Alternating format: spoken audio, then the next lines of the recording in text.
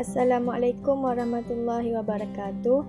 Pada video kali ini, kita akan meneruskan pembelajaran kita dengan tajuk kekongruenan bab 5 Matematik tingkatan 5 KSSM. Apa itu kongruen? Kongruen adalah dua objek yang mempunyai panjang sisi sepadan dan saiz sudut sepadan yang sama. Sebagai contoh, rajah menunjukkan sisi 4ABCD dan PQRS adalah kongruen, iaitu panjang sisi dan sudut kedua-dua rajah tersebut adalah sama seperti yang ditunjukkan dalam jadual berikut. Bagi panjang sisi sepadan, sisi AB sama dengan sisi RQ, BC sama dengan QP, CD sama dengan PS dan AD sama dengan RS. Manakala sudut sepadan pula, sudut BAD sama dengan sudut QRS, sudut ABC sama dengan sudut RQP, sudut BCD sama dengan sudut QPS dan sudut ADC sama dengan sudut RSP.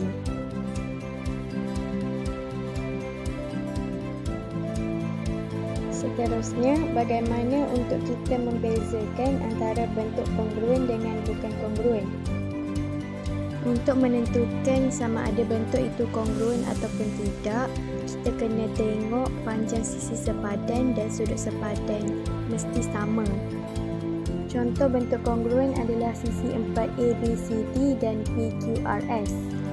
Bagi panjang sisi sepadan, DC sama dengan SR iaitu 8 cm, DA sama dengan RQ 7 cm, AB sama dengan PQ 9 cm dan CB sama dengan SP. Bagi sudut sepadan pula, sudut ABC sama dengan sudut QPS iaitu 83 darjah.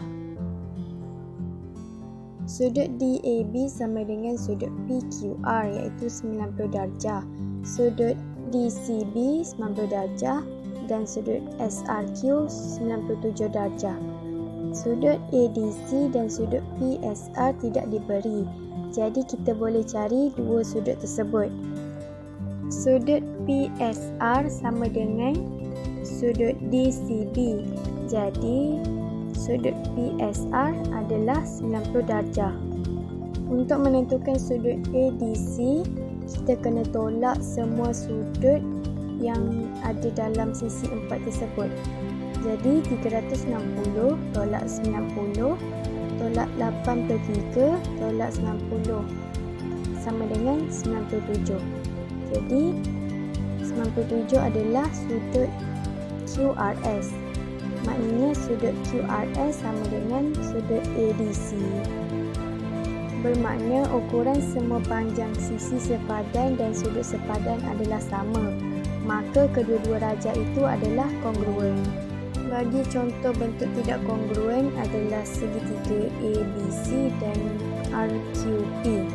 Bagi segitiga ABC, sudut CAB adalah 70. Panjang CB dan CA adalah 8 cm. Manakala segitiga RQP pula diberi sudut RPQ sama dengan 50 dan panjang RP dan QP sama dengan 8. Jadi kita kena cari sudut ACB untuk tentukan sama ada sudut tersebut sama dengan sudut QPR ataupun tidak. Jadi 180 tolak 70 tolak 70 iaitu sudut CAB sama dengan sudut CBA iaitu 70. Jawapannya 40. Sudut QPR adalah 50. Jadi sudut ACB tak sama dengan sudut QPR. Maka kedua-dua rajah itu bukan kongruen. Seterusnya kita pergi kepada sifat kekongruenan segitiga. Ia terbahagi kepada 6 sifat. Yang pertama, sisi ataupun SSS. Sifat yang pertama ini, setiap sisi sepadan adalah sama panjang. Contohnya, AC sama dengan PR, AB sama dengan PQ dan BC sama dengan QR. Yang kedua adalah sisi sudut sisi ataupun SAS. Dua sisi sepadan adalah sama panjang dan sudut sepadan yang tercangkum antara dua sisi itu adalah sama saiz. Contohnya, panjang AC sama dengan PR, panjang AB sama dengan PQ dan sudut BAC sama dengan sudut QPR. Maknanya sudut BAC itu adalah sudut sepadan yang tercangkum antara panjang BA dan AC. Seterusnya yang ketiga adalah sudut sisi sudut ataupun SA. Dua sudut sepadan adalah sama saiz dan satu sisi sepadan di antara kedua-dua sudut itu adalah sama panjang. Okey, contohnya sudut BAC sama dengan sudut QPR. Panjang AC sama dengan panjang PR dan sudut ACB sama dengan sudut PRQ.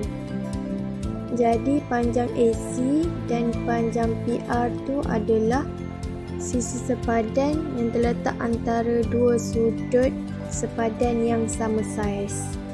Yang keempat pula sudut-sudut sisi ataupun AAS.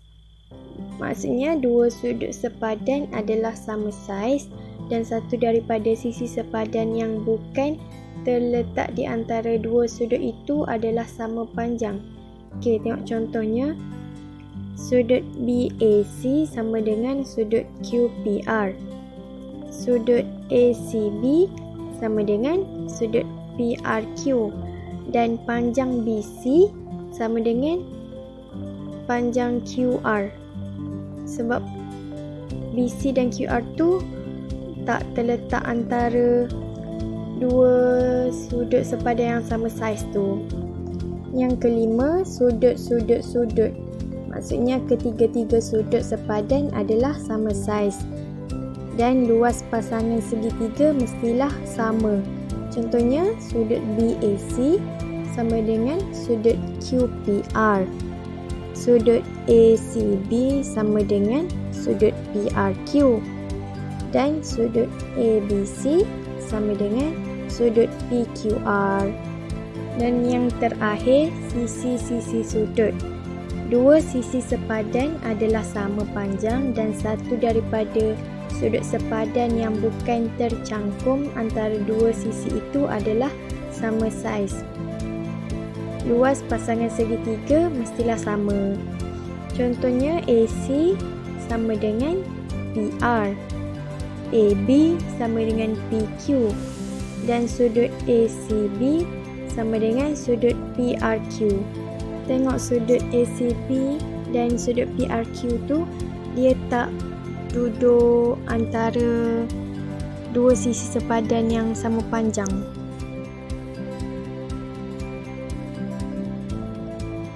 Baiklah, yang seterusnya, tentukan ciri segitiga menggunakan sifat sudut sisi sudut. Okey, ada dua segitiga iaitu segitiga ABC dan segitiga DEF. Untuk soalan ni ada dua jalan penyelesaian. Yang pertama, bagi sudut nombor 1, sudut ACB sama dengan sudut DFE. Sisi pula, panjang BC sama dengan panjang EF. Dan sudut yang kedua, sudut ABC sama dengan sudut DEF.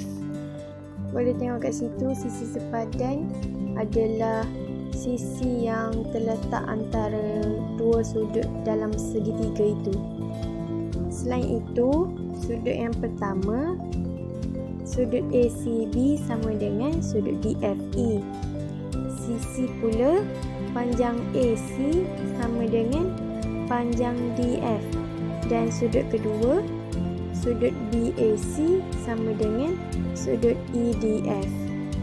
Yang penting sisi tu mesti terletak antara dua sudut dalam segitiga tu untuk ciri-ciri sudut, sisi sudut. Seterusnya kita tengok latihkan diri. Soalannya, Muizuddin membahagikan tanahnya yang berbentuk segi empat tepat kepada dua bahagian yang kongruen seperti dalam rajah di sebelah. Hitung perimeter dalam meter bagi setiap bahagian tanah dan luas dalam meter persegi bagi setiap bahagian tanah.